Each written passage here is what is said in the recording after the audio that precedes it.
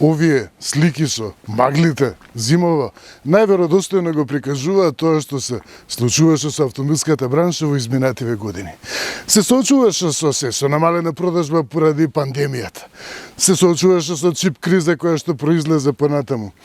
Па следно беше кусок од материјали. И браншата во овој период кога е намалена продажбата, да речеме дека ако се продавале милион автомобили со заработка од, да карикирам, 1000 евра по автомобил, сега требаше да се продадат 50.000 автомобили, меѓутоа секако и со поголема заработка. А тоа значи дека браншата се префрли вниманието на премиум автомобили, големи автомобили, автомобили од повисоките ценовни сегменти, затоа што мораше да се одржуваат целата таа машинерија. И што се случи? Исчезна малечките, достапните автомобили, иако ова и не е малечко, далеку од тоа. Браншата излегува таа магла, маглата е друг збор за неизвестност. Излегува од таа магла од неизвестноста со овие автомобили. И нормално дека пазарот реагираше гладно кога се појавија овие автомобили со висока противредност. Големи автомобили кои што остануваат во најприфатливиот ценовен сегмент, каде што е сосем јасно, сосем очигледно дека е огромна противредност. Автомобили за најширокиот пазар. И Фронтерава веќе е втор најпродаван модел на Opel. Corsa годинава е најпродаван модел на Opel во првите 11 месеци. По неа следи Фронтера, па дури по тоа е Астра. И тоа е таа реакција на пазарот. Луѓе повторно имаат доверба дека автомобилската бранша пак може да понуди вакви големи автомобили по достапна цена. И одушевеноста на пазарот од оваа каросериска форма, од цената, од искористливоста на автомобилот. Секако дека е најголема токму на нашиот регион, во регионот на Источна Европа. Овој автомобил, SUV од B сегментот, доаѓа на местото кое што некогаш им припаѓаше на лимузините од компактната класа. Кај нас секогаш има повисока продажба компактните лимузини, лимузински форми, отколку комби лимузините. Сосем спротивно отколку во Западна Европа. Меѓутоа, компактната класа, возилото од компактната класа отидува многу високо. И од една страна лимузини повеќе не се нудат SUV, се нудат B SUV и се нудат C SUV. Овој B SUV со цената точно се вклопува во местото кое што некогаш, да речеме, во претходната генерација ќе им припаднеше на лимузини од компактната класа. Нашите луѓе сакаат да бидат уверени дека добиваат многу за парите, добиваат многу повеќе за парите, си ги цениме ние парите. И затоа секогаш сме барале колку е можно поголем автомобил за парите. Еве го. Голема е, тоа е несомнено. Меѓутоа, колку точно има простор? Просторното чувство е пристојно, примерно. Нема никакви забелешки, високи покривот, ветробранот е далеку, се добива убаво чувство за просторност. Нема стеснатост од вратите, иако се малку поповлечени, тоа сепак германците сакаат да го посредуваат тоа чувство дека автомобилот ве штити од можностите за одлагање. Има тука едно просторче за оставање чаши, пијалаци, преграда горе која што е половично искористлива, тука секако има и полнеж, што е дел од пакетот на опременост ГС, полнеж за телефон. Меѓутоа, оваа преграда е половично искористлива затоа што повеќе од половина од просторот го зафаќаат приклучоците USB. Овие ластици од страна, да, изгледаат интересно, меѓутоа пак останува простор долу, тука ако се остави нешто, клуч може да излета. Тука има уште една преграда, има и подпирач за лак, што е тесен, меѓутоа и тоа ќе се најде, добро е што има воопшто, се мести по должина. Тука сега нема можеби простор цела шиша од литар и пол да собере, меѓутоа вред. Германците нема да остават нешто да им се забележи, па затоа свесни дека треба уште малку простор, оставена е тука една полица и тука може да се остават работи, кои што сепак ќе останат на отворено. Касетата има солидно простор и тоа што е одлика на секој Opel, добро се седи. Како единствена германска марка во концернот Stellantis, Opel ги внесе AGR седиштата, односно тоа се базира седишта кои што се изработени врз основа на советите, искуствата и препораките од Сдруженијето на врвни германски ортопеди. Седиштава се дел од пакетот ГС и ако нешто друго може и да ве премисли за тоа да се решите за ГС, например, украси стилски и слично, тогаш седиштава, навистина може да ве убедат да се решите за ГС. И тоа што исто така ми се допаѓа, значи се продолжени. Имаат солидна потпора и на целите надколеници, практично до колената. Значи ГС, да видиме назад. Назад е празник. Опел треба да направи едно истражување колку од купувачите се решиле за Фронтера, токму поради просторноста на задната клупа. Ова е, и не оваа просторност, некогаш ја добивате во лимузина од виша класа.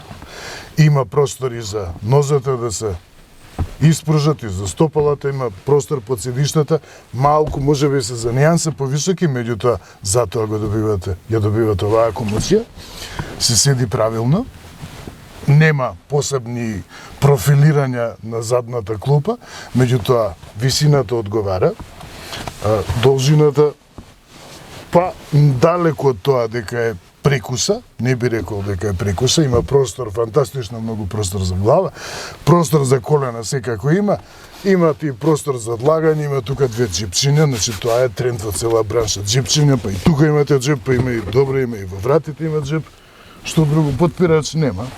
Сега таа е класата, тука нема никаков простор за одлагање.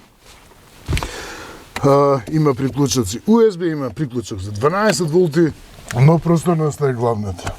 И зошто воопшто се добива толку простор? Одекнува. Значи, одекнува, натрешноста кабинава одекнува, толку е просторна.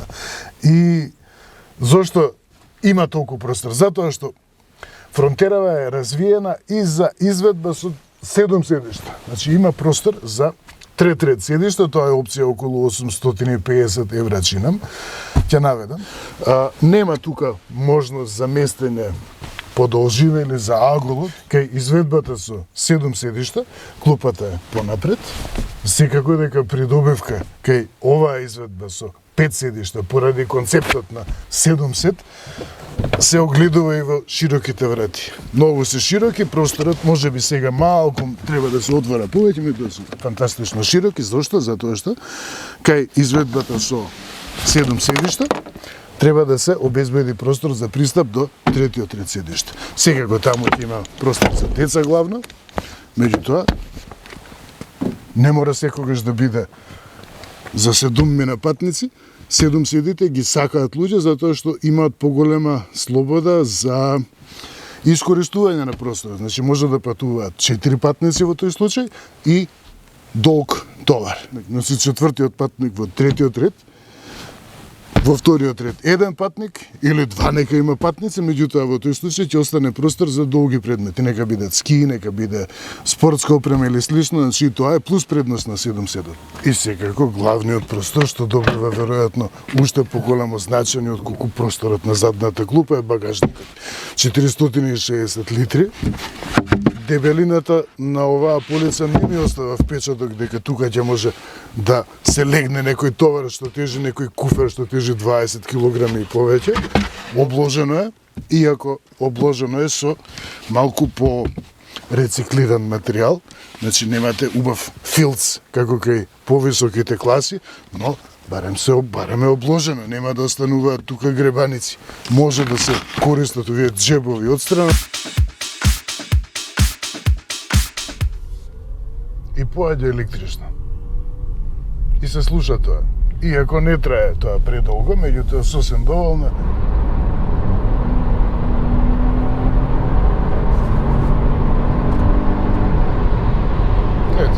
Значи лесно се вклучува, лесно ја следи динамиката, се вклучува на динамиката на возење на автобус. Ова е изведбата со благ хибриден погон. Две има на располагање, едната е со 110 конски сили, другата е со 145 конски сили системски. Со верига, односно по немакедонски синџир, на моторот му помага електромотор со можност максимално од 21 конска сила и 51 Ньютон метар, кој што е вграден во самиот менувач со двојна спојка, тоа е 6 степен менувач со двојна спојка и таквата концепција на електромоторот што е вграден во менувачот, грубо кажано, овозможува фронтера во одредени услови на кусо растојание да мине и чисто на електрична струја. И тоа е 48 волтен плаг хибриден погон. Има разлика, зошто? Затоа што претходно, во почетокот на електрификацијата, плагиот хибриден погон обично се сведуваше во 12 волтна мрежа и со тоа беше ограничена моќноста што тој електромотор можеше да ја постигне.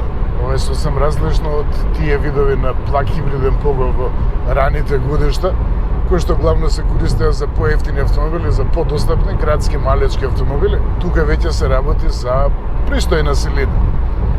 За оваа ценовна класа и за оваа класа на автомобил, кој што главнината ќе ја мине во градски услови на возење, плагиот хибриден погон е најрационален избор, затоа што секој друг вид електрификација на погонот би го поскапил автомобилот и би се изгубила смислата на да се купи автомобил од оваа класа. Значи за тие пари веќе би можеле да изберете автомобил од друга класа. Серијата едноставно функционира, е делотворен во сите услови на возење. И во град, и на автопат, и сега, значи во овие услови тука има постојано променливи услови на возење, свијоци, забавување, забрзување, променлива динамика. Тука царува. Градската средина е главното поле на кое што се докажува, односно функционира плагиот хибриден погон. И тоа исто и тука. Целата смисла на електромоторот во погонската спрега тука во плагиот хибриден погон не е во тоа електромоторот да ја зголеми моќноста, силата на погонската спрега, туку да му помогне на моторот во услови на работа кога не работи оптимално, односно кога троши многу повеќе од колку што испорачува. Меѓутоа, помага и во услови кога се бара мало забрзување, значи кога се вози умерено. Тука се приклучувам на автопатот и следи едно забрзување.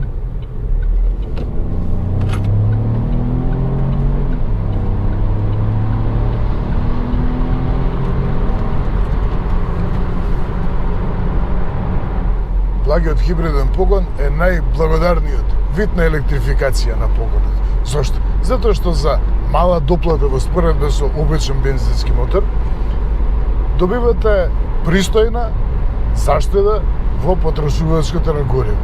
И да видам дали ќе успее на оваа надолнина да ја поднаполни батеријата. Значи да, еве. Во моментов произведува, ја дополнува батеријата. И еве сега работи во електричен режим. Се движам со 86-85, тој вртеж од моментот 51 Ньютон метри е сосем доволен за електромоторот да ја одржува динамиката на возење по оваа надолнина. И затоа ми се допаѓа овој вид на погон. Да, полниот хибрид има поголема моќност, располага со поголема моќност и има поголема батерија во споредба со плагиот хибриден погон, меѓутоа цената му е многу повисока, а заштедата во потрошувачката на гориво пак не е толку поголема, но гумина остануваат резервирани во поглед на малата работна зафатнина и трите цилиндри, меѓутоа секогаш напоменувам, 1-2 литарски мотор денес со 3 цилиндри со турбо надполнење постигнува иста моќност, исти перформанси во споредба со атмосферски 1.6 литарски или 1.8 литарски моторот пред некои 20 години, со тоа што разликата во потрошувачката е далеку пониска и тоа што денес му е важно на светот, емисијата на CO2 е драстично смалена. Тоа е целата поента. И да ги видиме првите вредности за потрошувачката. Тука сум пострацин, просекот е 6,5. Намерно возев малку подинамично, малку повеќе од динамично, меѓутоа се покажува дека малку е чувствителна потрошувачката во поглед на динамиката на возење. Што значи тоа? Ако возите подинамично на пат кој што има свијоци, променлива динамика, тоа значи дека ќе запирате почесто, поинтензивно, а тоа значи дека и таа енергија дела таа енергија која што е поголема отколку да возите со постојано темпо, додевно. Ако мислите со 60 дека ќе заштедите повеќе, не. Значи, многу малку влијае промената на динамиката во возење врз потрошувачката.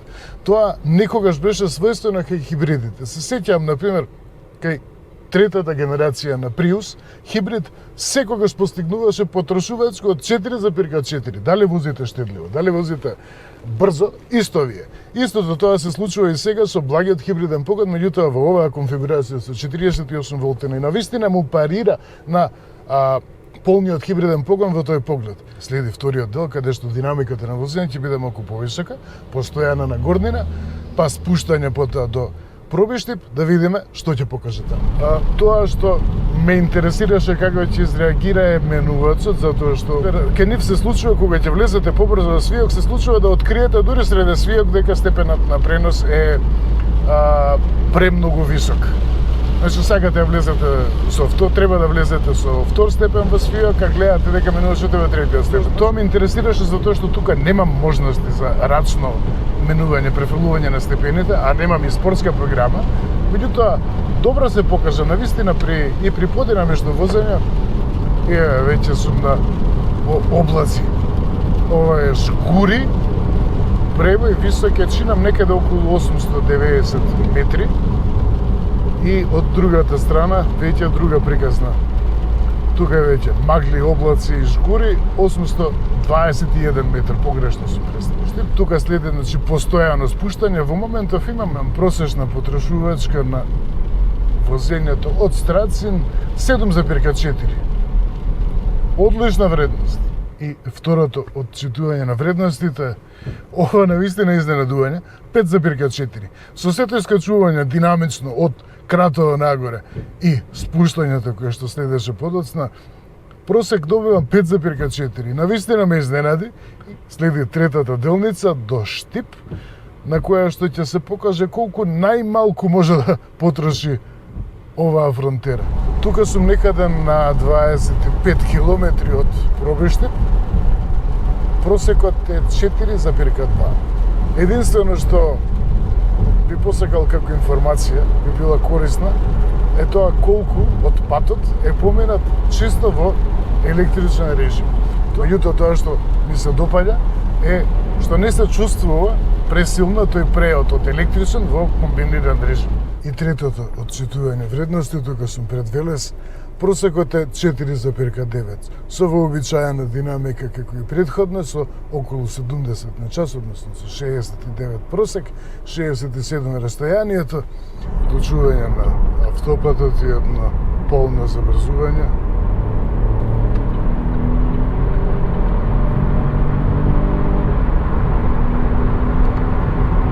Со залет е лесно, меѓутоа да видиме со меѓу забрзување, запирам на 60.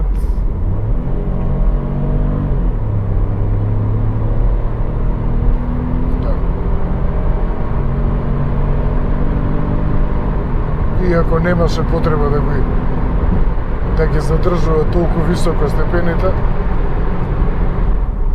ја повторно од 80. Истото. Иако нема, навистина нема потреба да задржува, се чувствува дека има моќност да повлече и во следниот степен која ќе префрли, со 3 забрзувања полни и со запирање секако на патарина, со едно забрзување од 60 до 140, со едно забрзување од 80 до 140, значи кусо. И со внимавање по надолнината да се искористи електричен режим, постигнува 6,6. Други автомобили со слична големина и со слична моќност, тука покажувале вредност над 8 литри, па и над 9 литри, до 10 литри. Ова е фантастична вредност и покажува, меѓу другото, дека сепак има делотворност од благиот хибриден погон и во други услови на возење надвор од градското возење. Квалитетот на изработка е напреднат значително во споредба со претходните генерации на модели. Stellantis навистина вложува многу внимание во тоа сите марки да го подигнат нивото на квалитет, чувството, впечатокот за квалитет. Сега тука може да се забележи, например, мала неравномерност во поклопувањето на хаубата со крилата и со маската, меѓутоа тоа е производствена толеранција, изјавите на вратите се равномерни, убаво се вклопува, остава убав солиден впечаток. Надворешноста, да, навистина остава добар впечаток. Некогаш, кај претходните генерации, можевте да добиете впечаток како да ќе ви остане ретровизорот во раце, тука е поправено тоа. Исто и овој спој, значи, е поправен. Многу работи се коригирани во споредба со претходните генерации. И назад има исто одстапка од веројатно 1 милиметар меѓу левата и десната страна во поставувањето на вратата на багажникот. Но другото е пристојно изработено. Тоа се само визуелни забелешки. Нема никакви забелешки во поглед на функционирањето, функционалноста. И кај спойлерот е коригирано, значи исто немате впечаток дека ќе се одлепи. Многу голем напредок на Opel, односно Stellantis, исто и впечатокот во внатрешноста е солиден. Во вратите требало малку повеќе внимание да посветат. Да, обложен е тука подпирачот за лакте, обложен со штоф. Меѓутоа, пак треба поубедливо да обредете. Зошто го зборувам тоа? Забележувам дека кај бројни кинески автомобили, без оглед на класата, секогаш се внимава на тоа да има обложена врата. Меко обложена, почнува од вратите. Значи не е нешто што не го забележувате па се впуштате внатре, туку вратата е тоа што ве пречекува. Малку повеќе љубов да имало тука.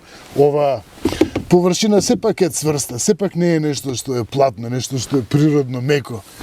Изработката во внатрешноста е повеќе од пристојна, нема никакви пропусти, не е здодевна пластиките, меѓутоа се е сиво.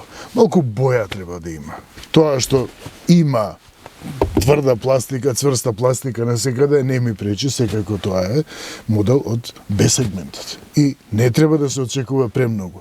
Тука се поголема тежина имаат другите вредности. И оваа завртка што останала видлива, и тоа не изгледа многу убедливо. Не знам како си дозволиле германците тоа да го пропуштат. Единствено треба да се биде внимателен од праговите кога се седнува во возилото, во случај кога е вакво времето. Него еден од најлошо одржуваните патишта во Македонија од Крупиште кон Штип. Многу мина возачи тука забавуваат затоа што навистина со друг автомобил тука се тресе. Мислите дека ќе отпадне некој дел од возилото. Се покажува, значи, и Опелчево се покажува сосем примерно во тој поглед. Овој комфорт може да се спореди навистина со Opel Astra. Еве го е најлошиот пат, еве го. Кај Опелов ништо. Се е придушено над просекот, секако дека придонесува и долгото меѓуоскан расстојание, тоа и каросеријава е цврста. И тоа што го имам спомнато претходно, фактот што возилово е концепирано, проектирано, значи конструирано и за изведба со целосно електричен погон, самиот тој факт што фронтера е конструирана и за целосна електрична изведба, укажува на тоа дека е дополнително внимавано на изолацијата, на крутоста на каросеријата, за да се избегнат тие звуци. Добра е изолацијата на звуците од подвозјето, од асфалтот, значи не се чувствува крупост, иако се работи за 17 тркала. Струењето на ветрот е малку поприсутно, главно делот кај А-столбовите. Тоа е делумно се темели и на фактот што кај поскапите класи и возила тука ќе има уште поделотворна изолација, меѓутоа сосем е во ред. Значи тонот со кој што зборувам укажува колкаво е нивото на бучава во внатрешноста.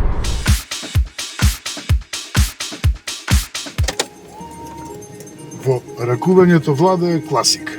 А тоа денес значи двоен дисплеј, дигитални инструменти за возачот и средишен дисплеј со пристап до командите за инфозабавата. Ракувањето со климатизацијата нема тука никакви екзибиции, експерименти, е релативно класично, едноставно, брзо, прегледно, нема никакви забелешки за тоа.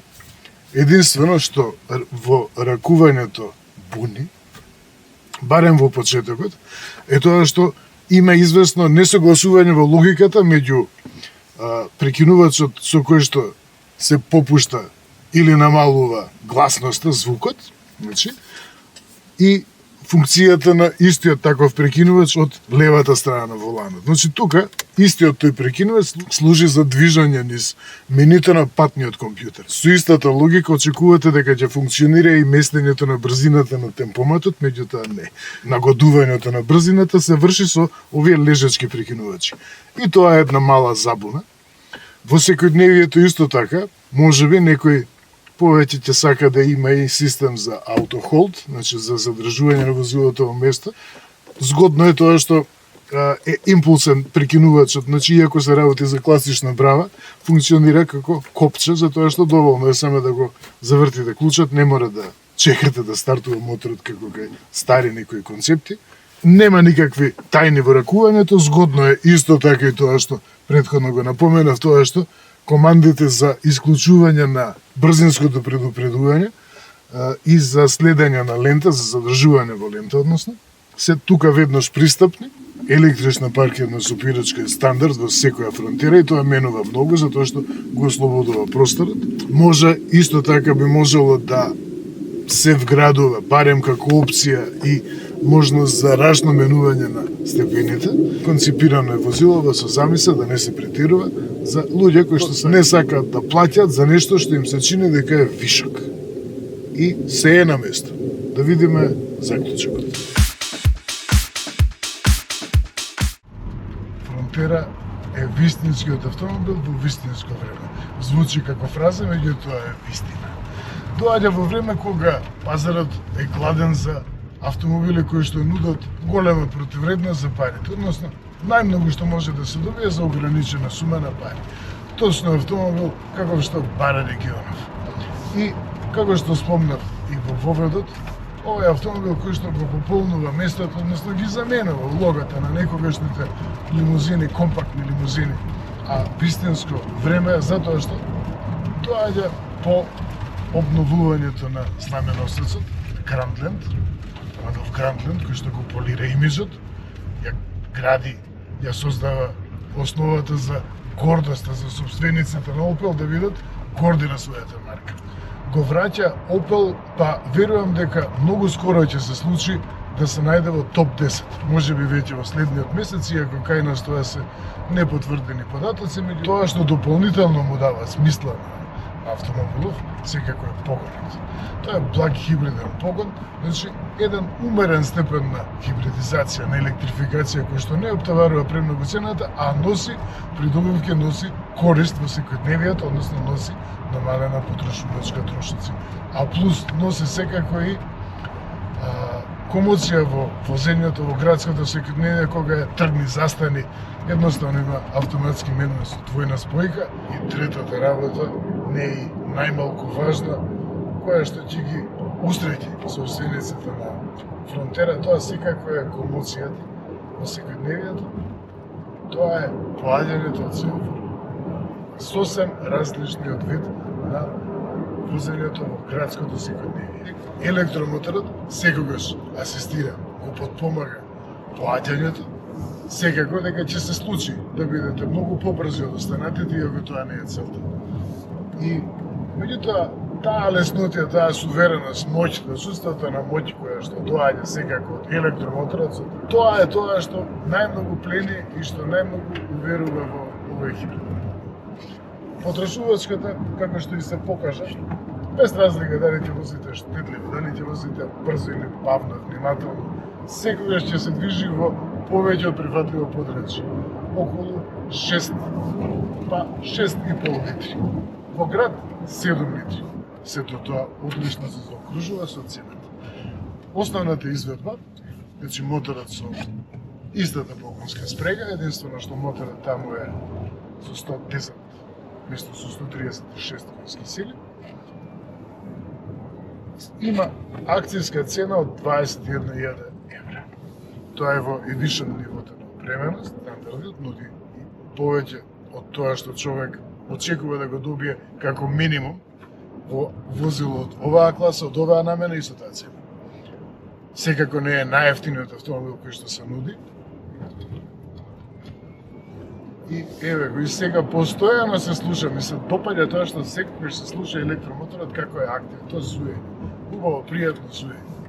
Ве потсетува дека возите плаг хибрид.